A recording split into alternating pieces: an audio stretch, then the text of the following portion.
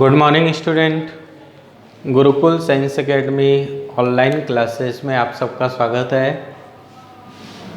हम यहाँ पर बायोलॉजी 12th का चैप्टर 2 नर एवं मादा युग्म को अद्वित संरचना एवं परिवर्धन, इसके पार्ट 8 हम पढ़ चुके हैं और अब हम पार्ट 9 जो इस लेसन का अंतिम पार्ट होगा वो पढ़ेंगे। इससे पहले का जो पार्ट था पार्ट 8, उसके अंदर हमने गुरु बीजाणु जनन की प्रक्रिया और गुरु बीजाणुदानी अर्थात बीजांड के परिवर्धन को हमने पढ़ा था और उस गुरु बीजाणु जनन की प्रक्रिया के अंतर्गत एक गुरु बीजाणु मात्र कोशिका से 4 अगुणित गुरु बीजाणुओं का निर्माण हुआ था।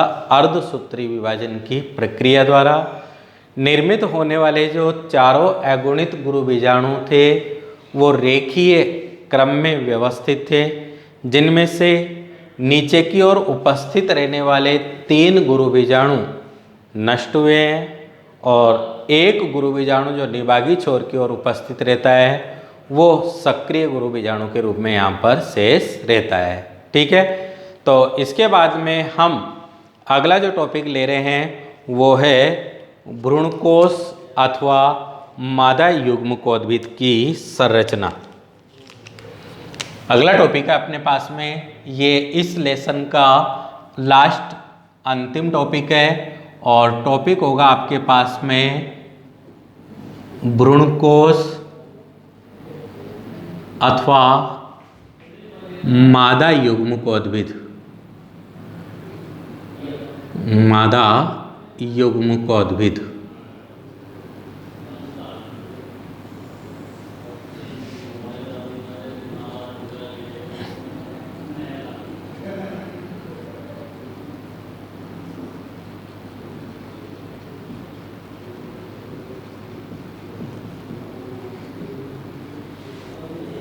एम्ब्रायोसेक और फीमेल गैमेटोफाइट मादा युग्मकोद्भिद। जब आपने बीजांड की संरचना को पढ़ा था तो बीजांड की संरचना के अंदर मध्य में एक 7 कोशिकीय एवं 8 केंद्रक युक्त संरचना हमने वहाँ पर बनाई थी, जिसे हमने क्या कहा था, भ्रूणकोश कहा था। मतलब ये बीजांड जो हमने बीजांड की संरचना के अंतर्गत पढ़ा है, जिसमें बाहर की ओर बाह्य आवरण और भीतरी अध्यावरण, 2 अध्यावरण, ये इस बीजांड का निभागी छोर और ये बीजांड का बीजांड द्वार वाला भाग जिसे हमने बीजांड छोर कहा था, ये इसका बीजांड व्रंत वाला भाग है जहाँ से बीजांड अंडाशय की अंतःभित्ति प्लेसेंटा से जुड़ा हुआ रहता है। और इस बीजांड की संरचना के अंदर हमने मध्य में एक इस प्रकार की संरचना बनाई थी जिसमें 3 कोशिकाएं ऊपर की ओर उपस्थित थी, 3 कोशिकाएं ऊपर की ओर, 3 कोशिकाएं नीचे की ओर और 1 कोशिका 2 केंद्रक युक्त मध्य में। और इस संरचना को हमने वहाँ पर नाम दिया था भ्रूणकोश। अर्थात इस बीजांड के अंदर उपस्थित रहने वाला जो भ्रूणकोश है, यही भ्रूणकोश किसके रूप में निर्मित है, मादा युग्मकोद्भिद के रूप में निर्मित है। अर्थात मादा युग्मकोद्भिद के रूप में कौन सी संरचना जो है वो विकसित होती है, भ्रूणकोश जो है, जो 7 कोशिका एवं 8 केंद्रक युक्त संरचना जो है विकसित होती है, जिसे हमने क्या कहा है, भ्रूणकोश कहा है। और इस भ्रूणकोश का परिवर्धन इस बीजांड के अंदर ये 7 कोशिकीय 8 केंद्रक युक्त संरचना जिसे हमने भ्रूणकोश कहा है, इसका परिवर्धन किसकी सहायता से हुआ है, तो इसका परिवर्धन यहाँ पर हुआ है जो एक सक्रिय गुरु बीजाणु आपके पास में बचा था, उस सक्रिय गुरु बीजाणु के द्वारा इस भ्रूणकोश अर्थात मादा युग्मकोद्भिद का परिवर्धन होता है। तो हम यहाँ पर कह सकते हैं कि सक्रिय गुरु बीजाणु, सक्रिय गुरु बीजाणु मादा युग्मकोद्भिद की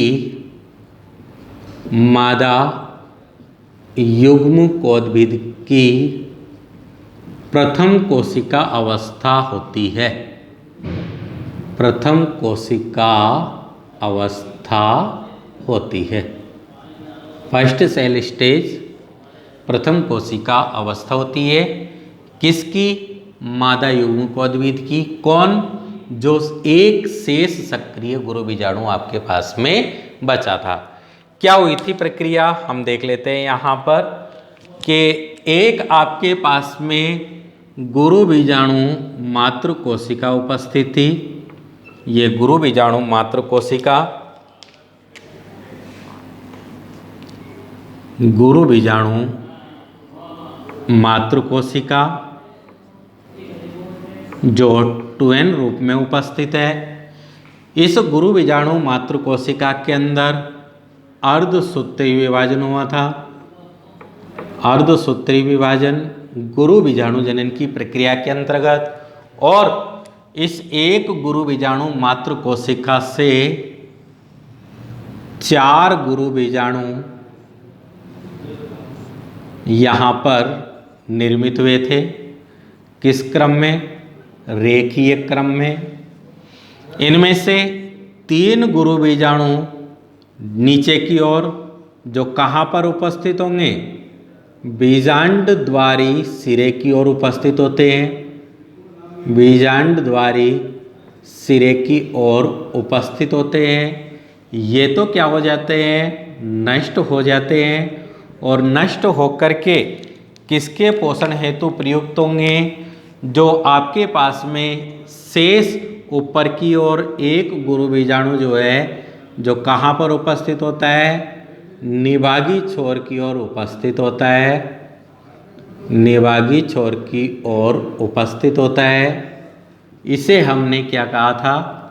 सक्रिय गुरु बीजाणु इसे हमने कहा है।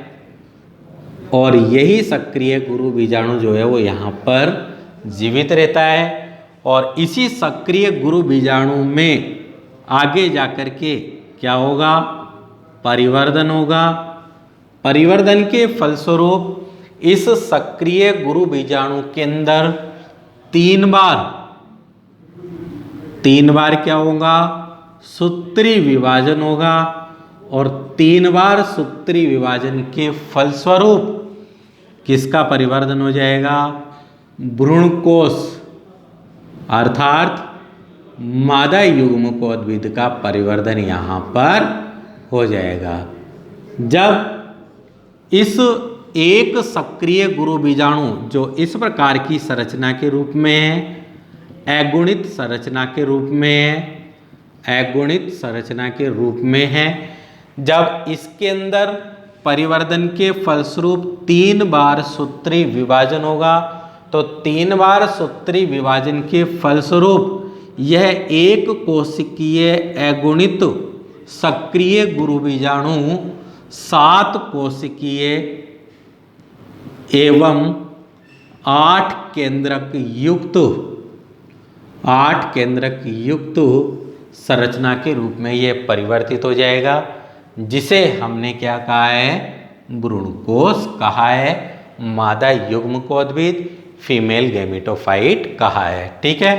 अब इस एक सक्रिय अगुणित एक कोशिकीय गुरु बीजाणु से 3 बार सूत्री विभाजन द्वारा किस प्रकार 7 कोशिकीय एवं 8 केंद्रक युक्त भ्रूणकोश का निर्माण होता है, उसकी प्रक्रिया को अब हम यहाँ पर देखते हैं।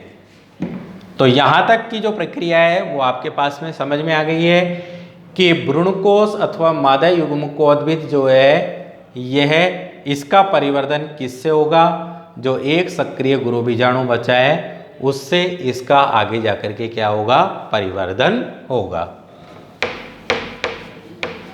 तो सक्रिय गुरु बीजाणु मादा युग्मकोद्भिद की क्या होती है?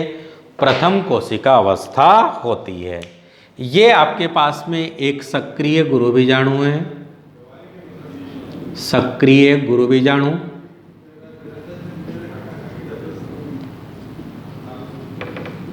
सक्रिय गुरु बीजाणु जो अगुणित है और एक कोशिकीय संरचना के रूप में उपस्थित है, एक कोशिकीय संरचना के रूप में उपस्थित है। अब इसमें परिवर्धन की प्रक्रिया के फलस्वरूप, परिवर्धन की प्रक्रिया के फलस्वरूप इसमें 3 बार क्या होगा, सूत्री विभाजन होगा, 3 बार सूत्री विभाजन होगा। 3 बार सूत्री विभाजन जब इसके अंदर होगा तो प्रथम सूत्री विभाजन जब हम यहां पर देखते हैं,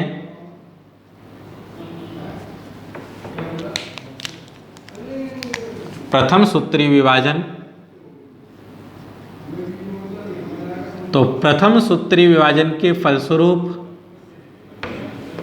ये सक्रिय गुरु बीजाणु पहली बार सूत्री विभाजन द्वारा यह 2 केंद्रक युक्त संरचना के रूप में परिवर्तित हो जाता है।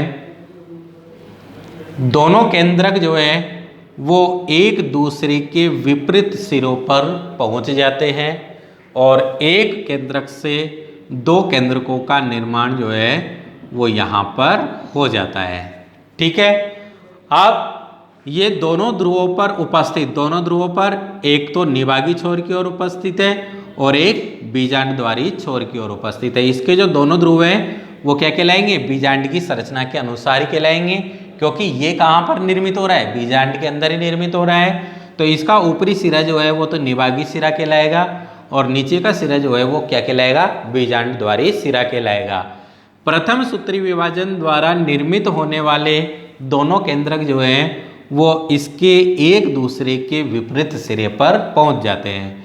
अब ये जो विपरीत सिरे पर उपस्थित रहने वाले जो केंद्रक है, इनमें अब दूसरा व तीसरा सूत्री विभाजन होता है, दूसरा व तीसरा इसके अंदर सूत्री विभाजन होता है। तो हम जानते हैं कि जब एक सूत्री विभाजन से एक केंद्रक से 2 केंद्रक निर्मित हुए हैं तो इस एक केंद्रक के अंदर दूसरा सूत्री विभाजन होगा तो 1 से ऊपरी सिरे पर 2 केंद्रक हो जाएंगे और 2 से जब तीसरा सूत्री विभाजन होगा तो 2 से कितने हो जाएंगे, 4 केंद्रक जो है वो ऊपरी सिरे की ओर हो जाएंगे। इसी प्रकार का विभाजन जो है दूसरा और तीसरा वो कहाँ पर होगा, निचले वाले केंद्रक में भी होगा। पहला दूसरे नंबर का विभाजन होगा तो 1 से 2 केंद्रक बन जाएंगे और तीसरे नंबर का विभाजन होगा तो 2 से कितने बन जाएंगे, 4 केंद्रक यहाँ पर बन जाएंगे।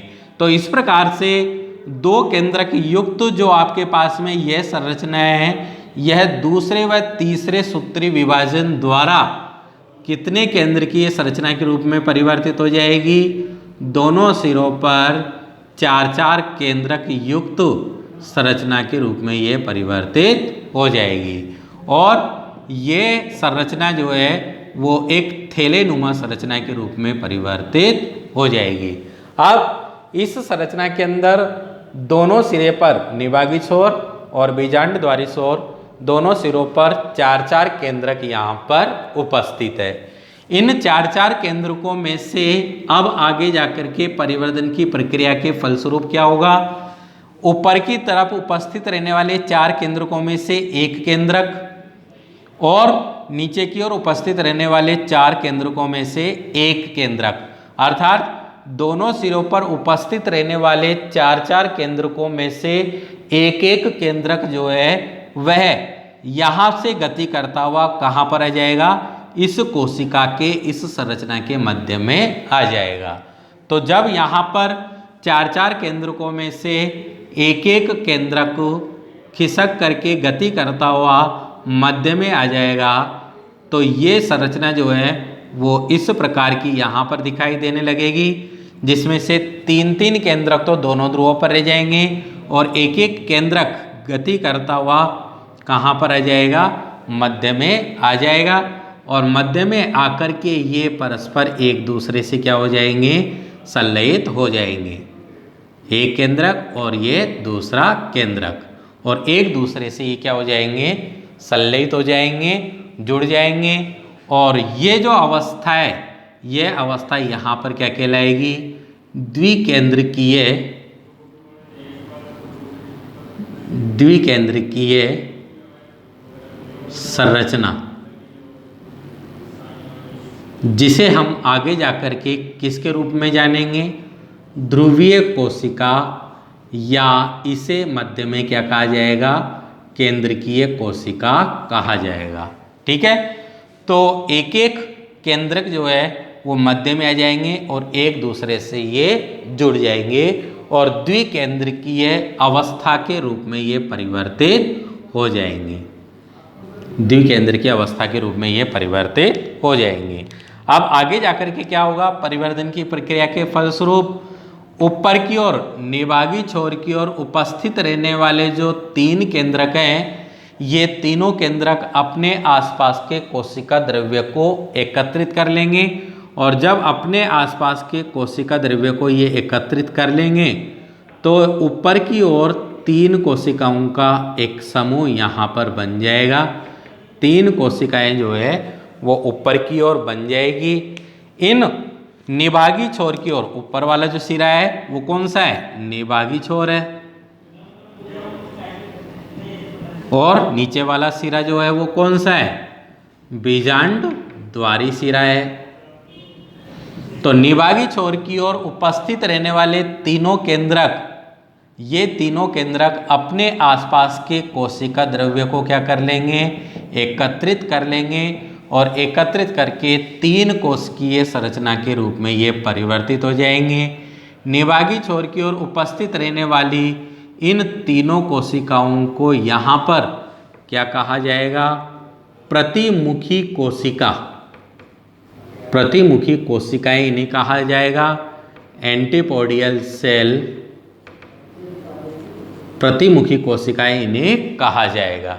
ठीक है, निचले सिरे की ओर उपस्थित रहने वाले जो तीनों केंद्रक हैं, ये तीनों केंद्रक भी अपने आसपास के कोशिका द्रव्य को एकत्रित कर लेंगे और अपने आसपास के कोशिका द्रव्य को एकत्रित करके ये भी तीन कोशिकीय संरचना या समूह के रूप में यहाँ पर निर्मित हो जाएंगे, जिनमें से दो कोशिकाएं तो पार्श्व में, ठीक है ना, और एक कोशिका मध्य में। तीनों केंद्रक तीन कोशिकीय अवस्था के रूप में परिवर्तित हो जाएंगे और तीन कोशिकाओं का ये समूह जो है वह यहाँ पर कहलाएगा अंड समुच्चय, जो कहाँ पर निर्मित होगा, बीजांड द्वारी छोर की ओर निर्मित होगा। अब इन तीन कोशिकाओं को यदि अगर हम देखते हैं तो तीन कोशिकाओं में से दो कोशिकाएं जो है, ये दो कोशिकाएं ये तो पार्श्व रूप में उपस्थित हैं, पार्श्व कोशिकाओं के रूप में उपस्थित है, और छोटे आकार की कोशिकाएं हैं, इन्हें यहाँ पर कहा जाएगा सहायक कोशिका। तो दो सहायक कोशिका यहाँ पर उपस्थित होगी और एक मध्य में बड़े आकार की कोशिका उपस्थित होगी, जिसे यहाँ पर कहा जाएगा अंड कोशिका। तो दो सहायक कोशिका जो पार्श्व रूप में उपस्थित है और एक मध्य में जो बड़े आकार की कोशिका है, जिसे हमने कहा है अंड कोशिका। तो एक अंड कोशिका और दो सहायक कोशिकाएं ये मिलकर के बीजांड द्वार सिरे की ओर किसका निर्माण करेगी, अंड समुच्चय का निर्माण करेगी। और मध्य में उपस्थित रहने वाली जो द्विकेंद्रकीय अवस्था थी, ये आगे जाकर के एक कोशिकीय संरचना के रूप में ये परिवर्तित हो जाएगी। दो केंद्रक युक्त कोशिका यहाँ पर ये बनेगी और इस दो केंद्रक युक्त इस कोशिका को यहाँ पर कहा जाएगा ध्रुवीय कोशिका। इस प्रकार परिवर्धन की प्रक्रिया के फलस्वरूप एक कोशिकीय अगुणित सक्रिय गुरु बीजाणु कितनी बार, 3 बार सूत्री विभाजन द्वारा कितने कोशिकीय, 7 कोशिकीय देख लीजिए। 3 कोशिकाएं निभागी छोर की ओर, जिन्हें अपन ने प्रतिमुखी कोशिकाएं कहा है। 3 कोशिकाएं बीजांड द्वारी छोर की ओर, जिसमें 2 पार्श्व कोशिका सहायक कोशिका, एक मध्य में बड़े आकार की कोशिका जो अंड कोशिका, जिसे हमने सम्मिलित रूप से अंड समुच्चय कहा है। तो 3 कोशिकाएं ऊपर की ओर, 3 कोशिकाएं नीचे की ओर, 6 कोशिकाएं, और एक कोशिका मध्य में जो 2 केंद्रक युक्त होगी, जिसे हमने क्या कहा है, ध्रुवीय कोशिका या केंद्रीय कोशिका कहा है। तो कितनी कोशिकाएं होंगी टोटल? 7 कोशिकाएं। और केंद्रक कितने हैं? 8 केंद्रक हैं। ऊपर की तीनों कोशिकाओं के अंदर एक एक केंद्रक है, नीचे की तीनों कोशिकाओं में एक एक केंद्रक है।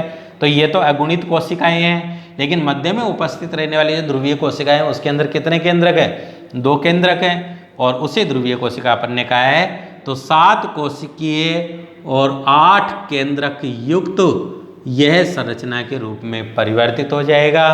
और इस 7 कोशिकीय 8 केंद्रक युक्त संरचना को हमने क्या कहा है? मादा युग्मकोद्भिद कहा है। मादा युग्मकोद्भिद, या हमने इसे क्या कहा है? भ्रूणकोश कहा है। क्या कहा है? भ्रूणकोश कहा है। ठीक है। तो इस प्रकार से एक सक्रिय गुरु बीजाणु द्वारा किसका परिवर्तन हो जाएगा? मादा युग्मकोद्भिद या भ्रूणकोश का परिवर्तन हो जाएगा। तो ये टॉपिक है आपके पास में भ्रूणकोश अथवा मादा युग्मकोद्भिद। तो भ्रूणकोश की संरचना को यदि अगर आपको देखना है तो भ्रूणकोश की संरचना, ये तो आपने क्या पढ़ा है? परिवर्धन की प्रक्रिया पढ़ी है। और ये अंतिम में आपके पास में जो बना है ये किसकी संरचना है? भ्रूणकोश की संरचना है, जो कहाँ पर उपस्थित है? बीजांड के अंदर की ओर उपस्थित है। कितने कोशिकीय? 7 कोशिकीय। कितने केंद्रक युक्त है? 8 केंद्रक युक्त है। ठीक है ना। तो आपसे क्वेश्चन भी पूछा जा सकता है कि बीजांड में उपस्थित रहने वाली 7 कोशिकीय एवं 8 केंद्रकीय संरचना का नाम क्या है?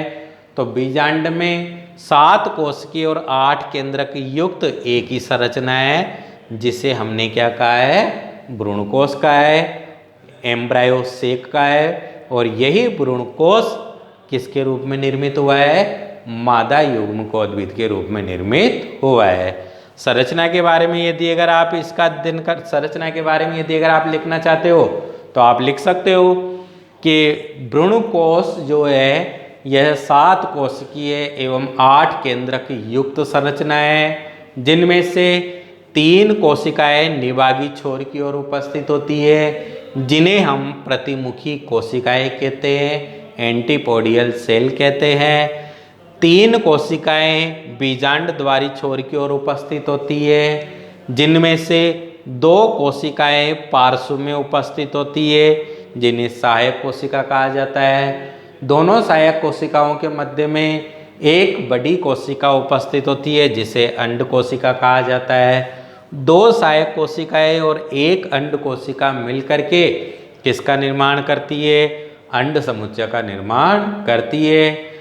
भ्रूणकोश के मध्य में एक द्विगुणित 2 केंद्रकीय एक कोशिका पाई जाती है, जिसे क्या कहा जाता है? ध्रुवीय कोशिका कहा जाता है या केंद्रकीय कोशिका कहा जाता है। ठीक है ना। तो इस प्रकार यहाँ पर एक सक्रिय गुरु बीजाणु से मादा युग्मकोद्भिद भ्रूणकोश का परिवर्तन यहाँ पर हो जाता है, क्योंकि यहाँ पर एक सक्रिय गुरु बीजाणु से किसका परिवर्तन हुआ है? मादा युग्मकोद्भिद का परिवर्तन हुआ है। इसलिए यह अवस्था जो है या यह परिवर्तन जो है वह क्या कहलाता है? एक बीजाणुक मोनोस्पोरिक कहलाता है। क्या कहलाएगा? मोनोस्पोरिक परिवर्तन यह कहलाता है। इंपॉर्टेंट है, ध्यान रखना कि लघु बीजाणुदानी का परिवर्तन जो है वो तो क्या होता है? सुबीजाणुदानीय प्रकार का होता है। और सक्रिय गुरु बीजाणु से यहाँ पर मादा युग्मकोद्भिद का परिवर्तन जो है वह किस प्रकार का होता है? एक बीजाणुक मोनोस्पोरिक प्रकार का होता है। एक बीजाणु को परिवर्तन क्यों बोला है अपन ने? क्योंकि यहाँ पर एक ही सक्रिय गुरु बीजाणु से किसका परिवर्तन हुआ है? मादा युग्मकोद्भिद का परिवर्तन हुआ है। इसलिए यह परिवर्तन क्या कहलाता है? एक बीजाणुक मोनोस्पोरिक डेवलपमेंट यह कहलाता है। तो दोस्तों आज हमारे पास में यहाँ पर चैप्टर 2 जो है वो कंप्लीट हुआ है। नर एवं मादा युग्मकोद्भिद की संरचना एवं परिवर्धन को हमने यहाँ पर पढ़ा है। नर युग्मकोद्भिद की संरचना को देखा है और उसके विकास की प्रक्रिया को देखा है। मादा युग्मकोद्भिद की संरचना को हमने पढ़ा है और उसके विकास की प्रक्रिया को हमने यहाँ पर देखा है। पहले चैप्टर के अंदर और सेकंड चैप्टर के अंदर यदि अगर किसी भी स्टूडेंट को किसी भी प्रकार की कोई प्रॉब्लम होती है तो आप हमें बता सकते हैं। आपके यहाँ से स्कूल से जो एप्लीकेशन बनाया गया है उस पर आप कमेंट कर सकते हो, उस पर आप लिख सकते हो कि कोई भी टॉपिक जो है वो आपको यदि अगर किसी प्रकार से कोई समझ में नहीं आता है तो आप बता सकते हो। या फिर यूट्यूब चैनल पर भी इसको चलाया जा रहा है तो उसमें भी आप कमेंट बॉक्स के अंदर आप कमेंट कर सकते हो। जब भी आपका कमेंट पढ़ा जाएगा आपकी जो भी समस्या होगी उसका समाधान यहाँ पर किया जाएगा। अच्छे से पढ़ते रहिए, स्वस्थ रहिए, तंदुरुस्त रहिए और देखते रहिए Gurukul science academy online classes. Thanks for watching.